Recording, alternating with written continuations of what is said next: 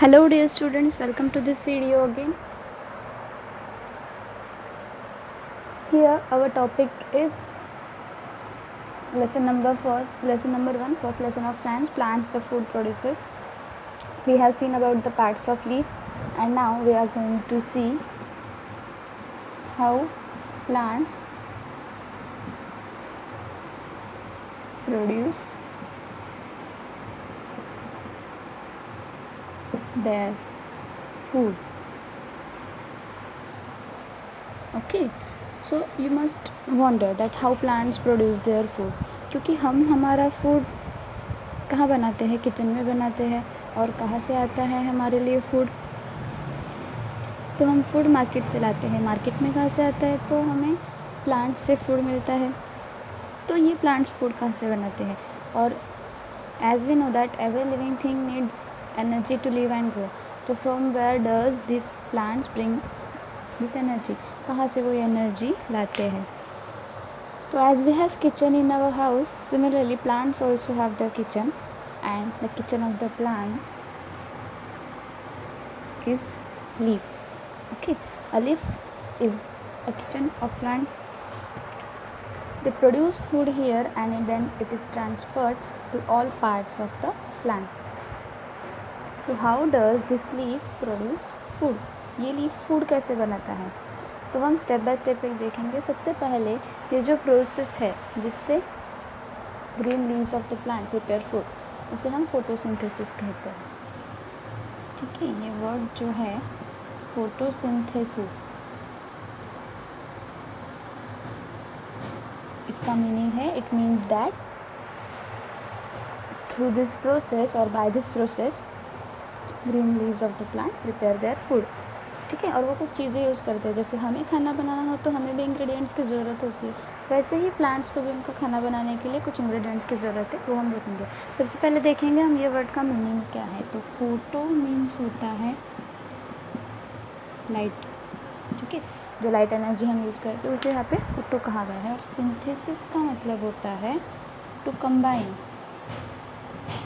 Okay, combine करना, जोड़ना. तो फोटोसिंथेसिस मतलब कंबाइन किए जाते हैं लाइट के थ्रू. हम कुछ इंग्रेडिएंट्स हैं जिनको कंबाइन करते हैं, that is photosynthesis.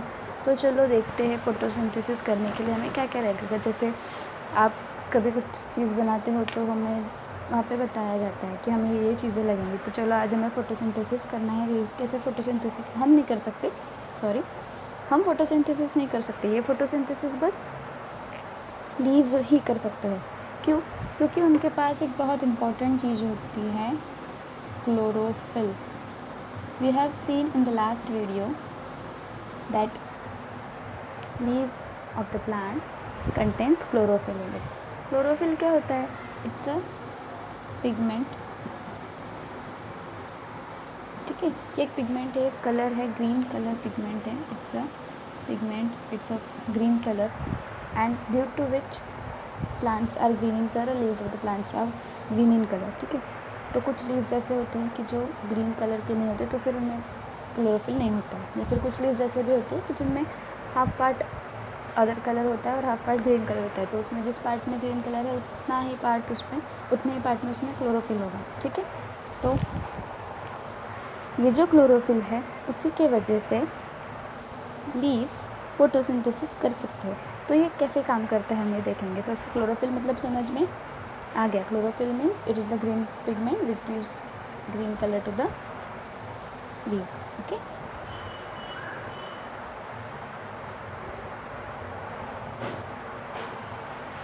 now we are going to see what we need for photosynthesis, what plants need for photosynthesis. ठीक है, उनको फोटोसिंथेसिस के लिए लगता है वाटर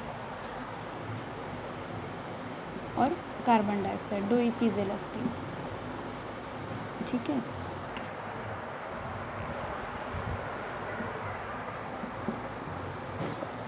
है, दो ही चीज़ें उन्हें लगती हैं. कार्बन डाइऑक्साइड लगता है और वाटर लगता है. And how do they produce their food, कैसे वो इनको कंबाइन करते हैं.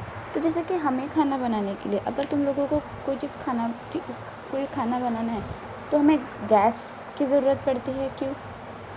क्योंकि तभी तो वो चीज़ें मिक्स होती है एक दूसरे में. तो वैसे ही इनके लिए जो गैस का काम करता है जो वो होता है सनलाइट, जो उन्हें एनर्जी प्रोवाइड करता है। तो ये सनलाइट, जैसे हम देखते हैं कि हम जब भी हम खाना बनाएंगे गैस पे, तो हम डायरेक्टली बर्नर पे तो ऑनियन या फिर मिर्च मसाला ये सब नहीं डाल सकते। हमें क्या ज़रूरत पड़ती है, हमें कोई एक कंटेनर की ज़रूरत पड़ती है, ठीक है, जिसमें कोई एक बर्तन हमको लगता है, कोई एक कंटेनर लगता है, ठीक है, कोई भी वेसल लगता है कि जिसमें हम वो चीज़ें डाल सकें। तो ये गैस की हीट जो है वो वेसल में आती है और उसके थ्रू हमारे फूड इंग्रेडिएंट्स तक वो पहुंचती है। वैसे ही ये जो सनलाइट है ये लीव्स में कौन ट्रैप करता है, तो हमने जो देखा था क्लोरोफिल, वो क्लोरोफिल क्या करता है, chlorophyll traps the sunlight and water is absorbed through roots of the plant and from there it goes to the leaves of the plant. Okay, it goes to the leaf of the plant, sorry, not leaves. And carbon dioxide from where it is taken, तो हमने पिछले video में देखा था, we have seen the function of stomata and from stomata carbon dioxide enters to the leaf. Okay, तो हम पूरी process देखते हैं अभी क्या होती है। तुम्हें पता है कि green leaves make their own food, ठीक है। सबसे पहले क्या होता है, लीव्स पे हमने देखा है स्टोमेटा होते हैं। And what is the function of stomata, exchange of gases. तो ये जो स्टोमेटाज है उनके स्टोमेटल ओपनिंग्स के through green leaves takes in carbon dioxide, ठीक है, वो कार्बन डाइऑक्साइड लेते हैं एटमॉस्फेयर से। Green leaves take carbon dioxide from the atmosphere through the stomata. Stomata का होता है, these are the tiny pores present on the surface of the leaves. So through stomata green leaves take carbon dioxide from the atmosphere. Okay, and suppose this is a plant and its roots are there. I think you are not able to see that. So ये जो root है, this root will provide water. We have seen this midrib, and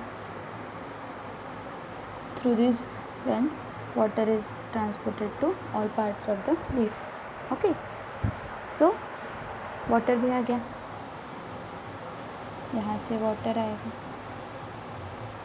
तो carbon dioxide and water in the presence of sunlight, ठीक है, उस पर sunlight fall होती है और वो सनलाइट कौन कैप्चर करता है, तो हमें पता है कि इसमें क्या होता है, क्लोरोफिल होता है। And this chlorophyll captures the sunlight to come and use this energy to combine carbon dioxide and water.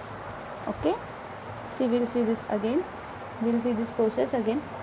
क्या होता है, green plants take in carbon dioxide through stomata, okay, and from roots water is transported to the leaves. ठीक, root से water transport होता है, okay, leaves में आ जाता है, स्टेम ट्रांसपोर्ट करके आ जाता है, रूट एब्जॉर्ब करता है, स्टेम वाटर ट्रांसपोर्ट करते हैं, लीव्स तक आ जाता है. ठीक है, so root absorb water from the soil and it gets transported to the leaves through the stem.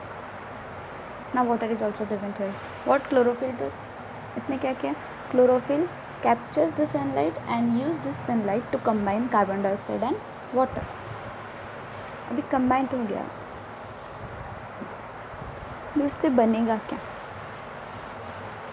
ये सब combine तो कर लिया, तो उससे बनेगा क्या, तो हम देखते हैं कि जब plants कार्बन डाइऑक्साइड और वाटर इन दोनों को कंबाइन करते हैं इन द प्रेजेंस ऑफ, कौन कौन चाहिए उसे, सनलाइट भी चाहिए, सनलाइट होना ही चाहिए, तो in the presence of sunlight, और उस सनलाइट को ट्रैप करने के लिए क्लोरोफिल भी चाहिए.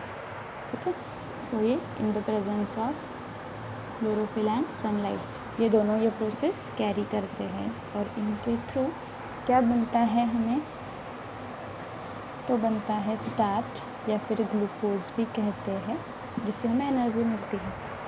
ठीक है, बनता है स्टार्च एंड ऑक्सीजन. ओके, तो जैसे ही कार्बन डाइऑक्साइड स्टोमेटा से रिसीव किया था वैसे ही ऑक्सीजन जो है स्टोमेटा से ही रिलीज़ होता है। और स्टार्च जो होता है वो लीव्स में एज अ फूड स्टोर्ड रहता है। तो ज़रूरी नहीं कि वो लीव्स में भी स्टोर हो, वो फ्रूट्स में भी स्टोर होता है। तो ऐसे वो फूड प्रोड्यूस करते हैं और सारे पार्ट्स को पहुंचाते हैं। I hope you understand this topic very clearly. ठीक है, हम एक बार रिविजन कर ले। तो क्या होता है, carbon dioxide enters the leaves. कहाँ से एंटर करता है कार्बन डाइऑक्साइड?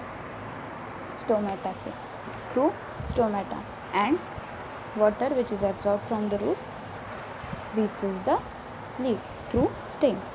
ओके, स्टेम से वाटर भी आ गया। Now chlorophyll captures the sunlight and use the sun energy of sunlight to combine carbon dioxide and water, and the result is starch and oxygen. Starch, which is useful for the leaves, they keep starch here, and this oxygen is released to the atmosphere through stomata again. Okay, तो ये था process of photosynthesis, and in this way plants produce their food. Thank you.